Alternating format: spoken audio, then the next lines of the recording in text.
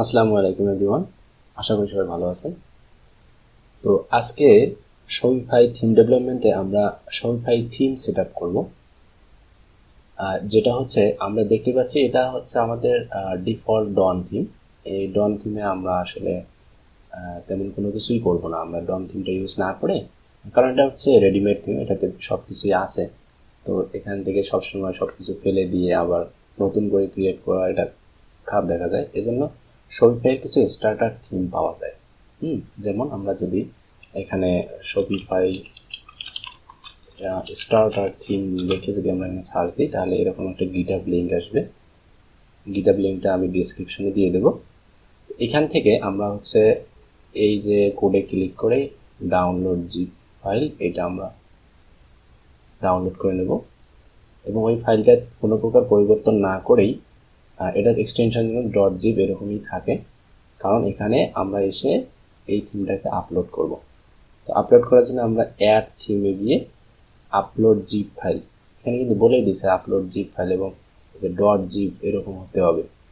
তো আমরা কি করতেছি, এখান থেকে আমরা চাইলে এখান থেকে ক্লিক করে ফাইল এখান থেকেও আমরা নিয়ে নিতে পারি সিলেক্ট করে, অথবা আমরা এখান থেকে ড্র্যাগ অ্যান্ড ড্রপ করে নিতে পারি। নেওয়ার পরে আমরা ফাইলটাকে আপলোড করে দেবো। কিছুক্ষণের মধ্যে আপলোড হয়ে যাবে। তো ফাইলটা আপলোড হয়ে গেছে। এখন আমরা চাচ্ছি এই যেই ফাইলটা আমরা এখানে আপলোড করলাম, যে থিমটা এখানে আমরা নিলাম, এই থিমটাকে আমরা পাবলিশ করে এখানে নিয়ে আসবো আমাদের মেইন থিম হিসাবে ইউজ করার জন্য। এটা আমরা পাবলিশ করে দিলাম, তাহলে এটা চলে গেল উপরে। এখন এখানে রেখে আমরা এটাকে দেখব। তো এটা যদি আমরা এখন কোড এডিটরে, আমাদের শপিফাই যে ডিফল্ট কোড এডিটর, এটাতে আমরা করতে যাচ্ছি, কারণ আমরা প্রথমত হচ্ছে যে খুঁটিনাটি সব জিনিসপত্র দেখবো, কীভাবে সেকশন তৈরি করে, কীভাবে স্নিপেটগুলোর ভিতরে কোড লিখতে হয়, সব কাজ আমরা থিম ডেভেলপমেন্টের ছোটোখাটো যত কিছু আছে সব কিছু আমরা এখান থেকে যেহেতু শিখবো, সেক্ষেত্রে আমরা চাচ্ছি যে শপিফাইয়ের যে ডিফল্ট যে থিম এডিটরটা আছে এটা ইউজ করতে। যখন আমরা একটা কোনো প্রজেক্ট করব, তখন আমরা শপিফাই CLI আমরা ইউজ করব। তো শেখার ক্ষেত্রে আমরা শপিফাই থিম এডিটরটাকেই প্রাধান্য দিচ্ছি, কারণ অনেকেই এখানে বিগিনার আছে যারা হচ্ছে শপিফাই CLI যখন আমরা ইউজ করবো তখন এটা একটু অ্যাডভান্স লেভেল হবে, তারা নিরুৎসাহিত হতে পারে। এজন্যই আমরা শপিফাইয়ের যে ডিফল্ট কোড এডিটর যেটা আছে সেটা আমরা ইউজ করতে যাচ্ছি। তো আমি এখানে এডিট করে ক্লিক করে এখানে ওপেন করলাম। ওপেন করার পর আমরা এখানে দেখতে পাচ্ছি যে আমাদের ডন থিমের মধ্যে এখানেও সব ধরনের ফাইল আমরা দেখতে পাচ্ছি, কিন্তু এখানে কোনো প্রকার .json ফাইল আমরা দেখতে পাচ্ছি না। তো এটার পেছনে কারণ হচ্ছে, এটা হচ্ছে আগের ভার্সন, শপিফাইয়ের থিমের আগের ভার্সন এটা।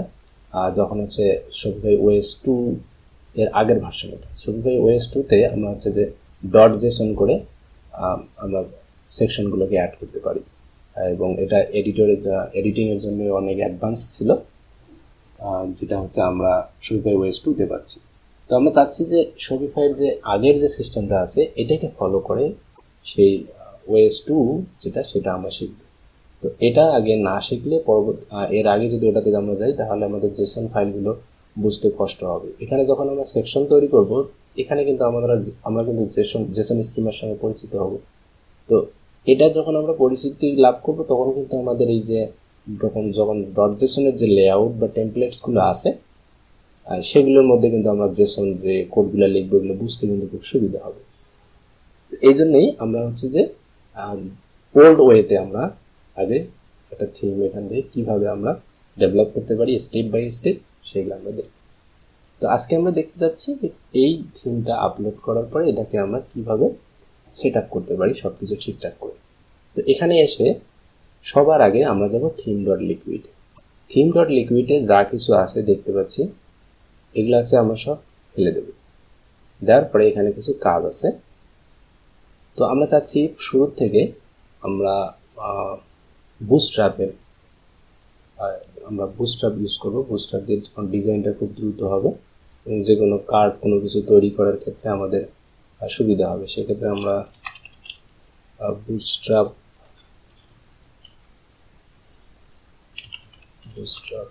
4 কি 5 চলে,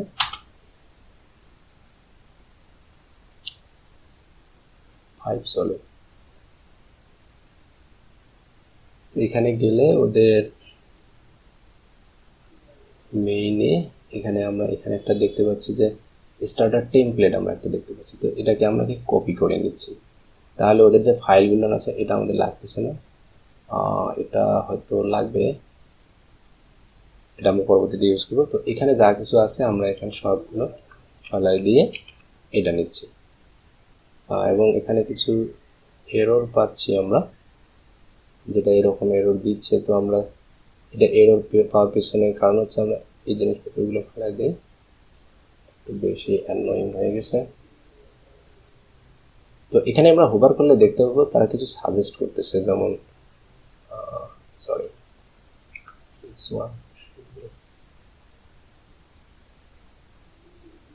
ওকে, তারা বলছে avoid parser blocking script by adding defer or async. তারা ডিফার বা অ্যাসেন্ট ইউজ করতে বলতেছে। তো আমরা এটা এখান থেকে ডিফার বা অ্যাসেন্ট ইউজ করতে পারি।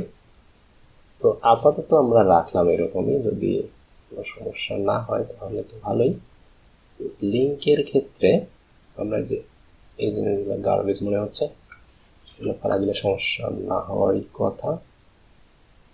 তো এখন আমি একটু জুম করে নিচ্ছি দেখার সুবিধার্থে, একটু বেশি জুম হয়ে গেছে, 110 পারফেক্ট। ওকে, তো রেখে আমরা হচ্ছে যে এখন সেভ দিলে কিন্তু সেভ হবে না, কারণ এখানে কিছু রিকোয়ার্ড শপিফাই থিম ডট লিকুইডে কিছু রিকোয়ার্ড জিনিসপত্র লাগে। যেমন এখানে আমাদের লাগবে কন্টেন্ট ফর হেডার, এই যে হেড এবং হেড ক্লোজের ভিতরে, ওকে, হেড এবং হেড ক্লোজের ভিতরে কন্টেন্ট ফর হেডার। এটা দেওয়ার উদ্দেশ্য হচ্ছে শপিফাই কিছু হেডারে কিছু কন্টেন্ট এরকম মেটা ট্যাগ, কিছু লিঙ্ক আমাদের ডিফল্টভাবে অ্যাড করে দেয়, যেটা আমরা যখন এটা রান করবো সাইটটা, যখন আমরা ব্রাউজারে ওপেন করব তখন এই জিনিসটা আমাদের কিছু কন্টেন্ট দিয়ে দেয়। অনুরূপভাবে বডির মধ্যে আমরা এখানে একটা ডিভ নেই, নাম দেই, ক্লোজ করি,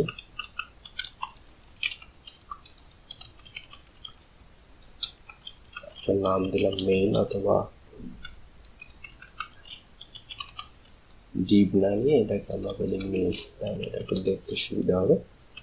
তো এটার ভিতরে আমরা এরকম আরো একটা নেব যে content for layout, content for layout দিয়ে আমরা যদি সেভ দিই আমাদের কিন্তু এটা সেভ হয়ে যাবে।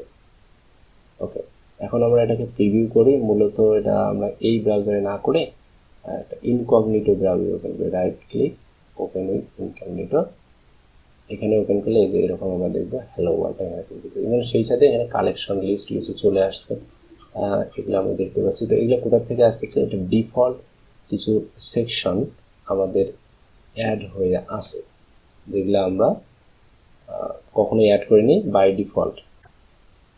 এই যে এখানে যে সেকশনগুলো দেখতে পাচ্ছি আমরা, এই সেকশনগুলো অটোমেটিক অ্যাড হয়ে আসে ডিফল্টভাবে। ওকে, তো এইগুলা হচ্ছে আমরা এখানে ক্লিক করে এই যে রিমুভ সেকশনে ক্লিক করলে এই সেকশনগুলো রিমুভ হয়ে যাবে। তো আমরা চাচ্ছি যে এগুলো তুলে এটাকে আমরা পুরোই খা মরুভূমি বানাই দিব। এখান থেকে আমরা এটাকে এবার একটা রিলোড দিই, রিলোড দিলে এরকম আমাদের একটা খা মরুভূমির অবস্থা হয়ে যাবে। এখানে এসে এখন আমরা চাচ্ছি যে একটা আমরা হেডার দেব, ফুডার দেব, হ্যাঁ। তো সেটার জন্য আমরা হচ্ছে যাব বুটস্ট্র্যাপে, বুটস্ট্র্যাপে এখানে গিয়ে যদি আমরা ন্যাপবার লিখি, ন্যাপবার চলে আসার কথা।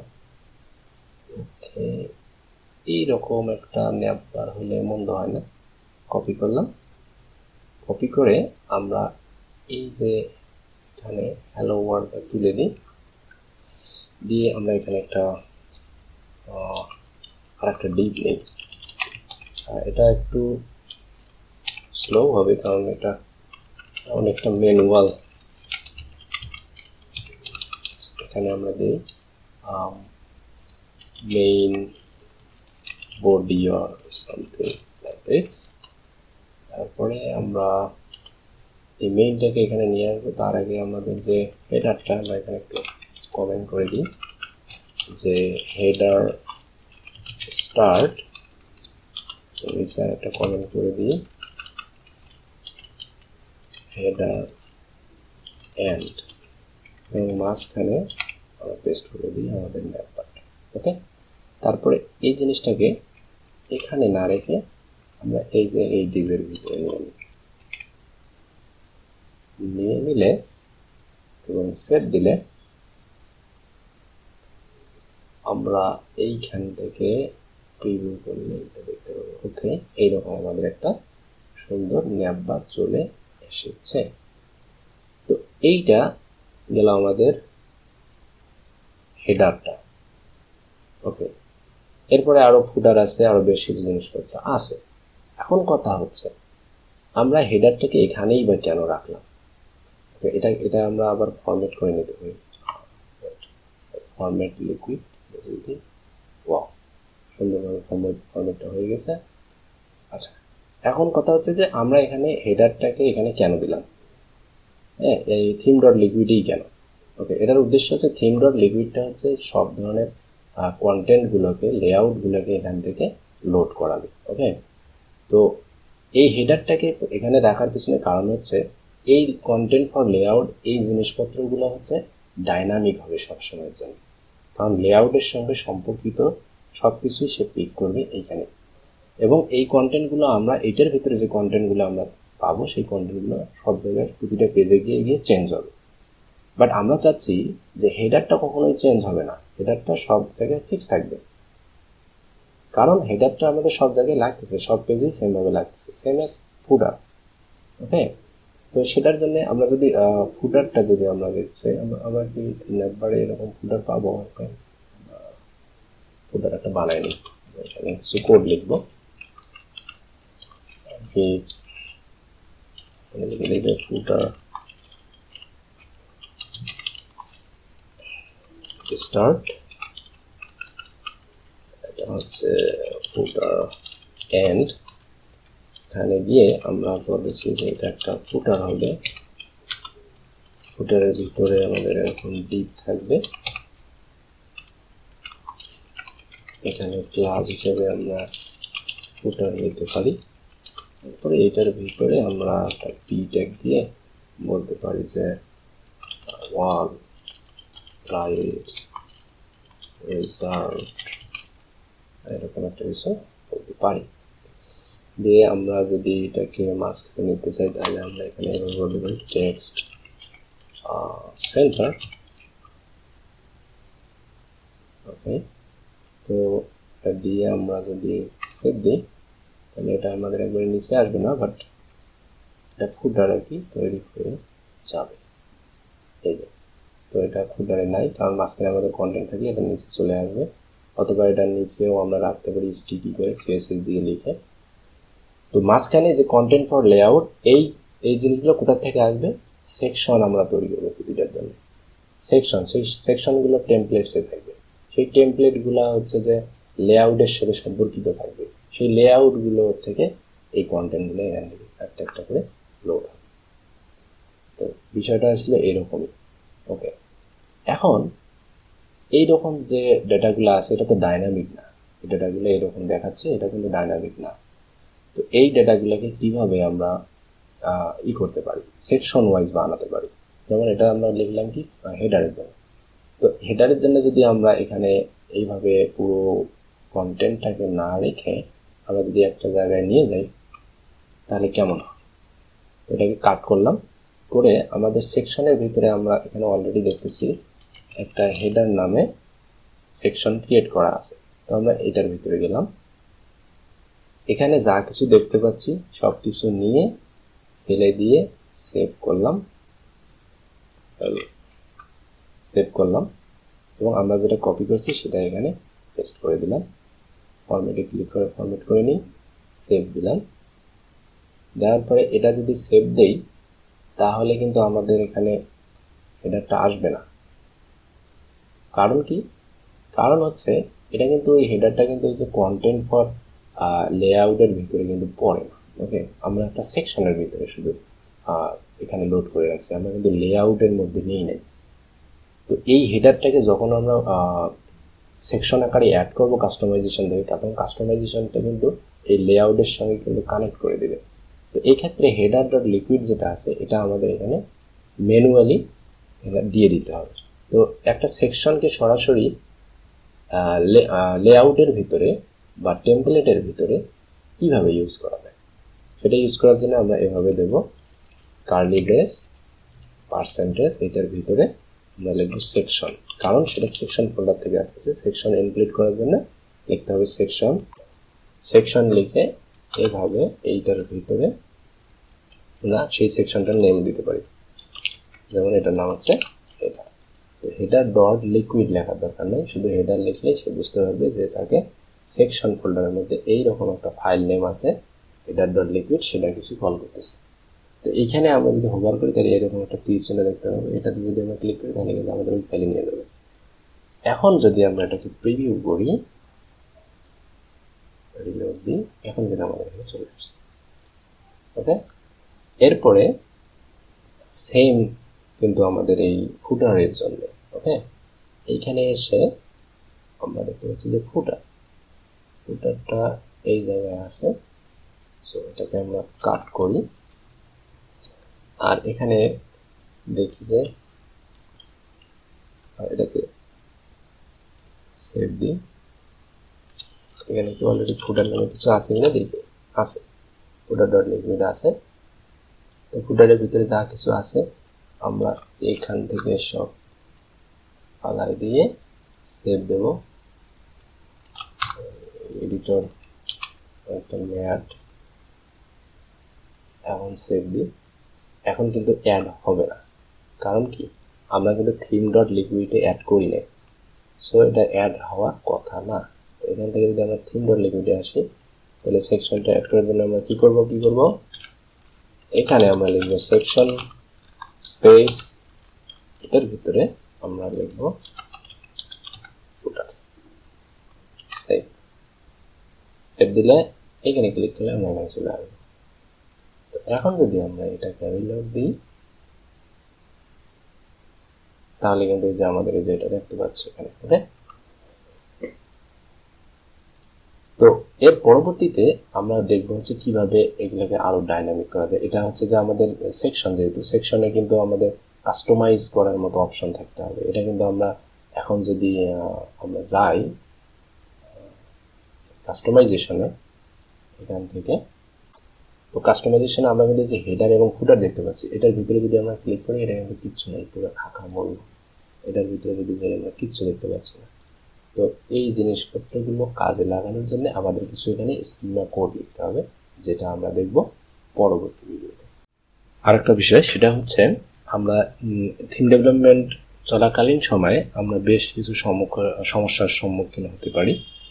তো এইরকম সমস্যা এবং এর সমাধান যদি আমরা পেতে চাই তাহলে আমাদের একটা মূলত গ্রুপ দরকার পড়ে। সেজন্য আমরা একটা গ্রুপ ক্রিয়েট করছি, গ্রুপের নাম আছে কোড পাইরেটস একাডেমি। আমি হচ্ছে গ্রুপের লিঙ্ক হচ্ছে ভিডিও ডেসক্রিপশনে দিয়ে দেব। তো সবাই এই গ্রুপে জয়েন হলে ভালো হবে, শিখতে সুবিধা হবে। একে অপরকে হেল্প করলে বিষয়গুলো তাড়াতাড়ি ক্লিয়ার হয়ে যাবে। তো সেক্ষেত্রে আপনারা চাইলে এই গ্রুপে জয়েন করতে পারেন। তো আমার এরকম একজন বা কয়েকজন লাগবে যে হচ্ছে মডারেটর হিসেবে গ্রুপটাকে চালাবে। তো যারা আগ্রহী তারা আমাকে নক দিতে পারেন, তাহলে এই গ্রুপে জয়েন হয়ে নেন তাড়াতাড়ি এবং সমস্যাগুলো এখানে পোস্ট করেন, একে অপরকে হেল্প করেন। অন্যকে শেখাতে গিয়ে নিজেরও শেখা হবে আর কনসেপ্টগুলো সুন্দরভাবে ক্লিয়ার হয়ে যাবে।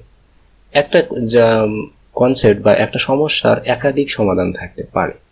তো আপনি যদি কোনো একটা এখানে সমস্যা পোস্ট করেন বা অন্য কেউ যদি পোস্ট করে, দেখলেন যে যেটা আপনি একভাবে জানেন সেটা আর একজন অন্যভাবে করতে পারে, দেখা যাচ্ছে যে আপনারটা থেকে তারটা একটু বেটার, আপনি তারটা চুজ করতে পারলেন।